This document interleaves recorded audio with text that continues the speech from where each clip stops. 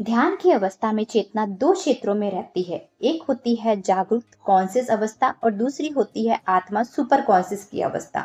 इन दोनों के बीच के क्षेत्र को संस्कार का क्षेत्र सब कॉन्शियस अर्थात चित्त कहते हैं।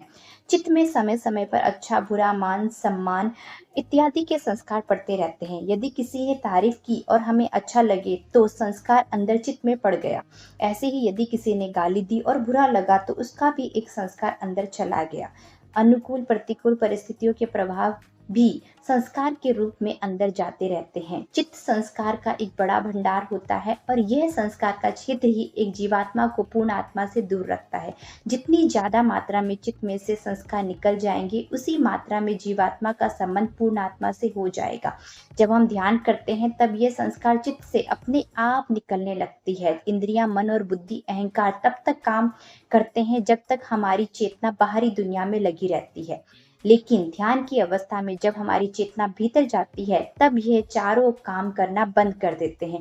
जितना हम ध्यान में भीतर जाएंगे हमारी चेतना से संस्कार उतनी ही जल्दी बाहर निकलेंगी और जितनी मात्रा में संस्कार बाहर निकलेंगे उतनी ही मात्रा में चेतना और गहरी अंदर जाएगी। जितनी चेतना अंदर जाएगी उतनी ही ज्यादा शक्ति आनंद ज्ञान और प्रेम को लेकर बाहर आएगी। जैसे हम एक वीसीआर में वीडियो कैसेट लगाते हैं तो वैसे ही पिक्चर उस समय दिखाई देती है जो उस कैसेट में रिकॉर्ड है। उसी प्रकार ध्यान के समय जब चेतना संस्कारों के क्षेत्र में गिरती है तो वही संस्कार जो हमारे चित्त में इंद्रियां मन बुद्धि और अहंकार के माध्यम से पहुंचकर पहले से इकट्ठा है उसी समय बाहर निकल जाती हैं।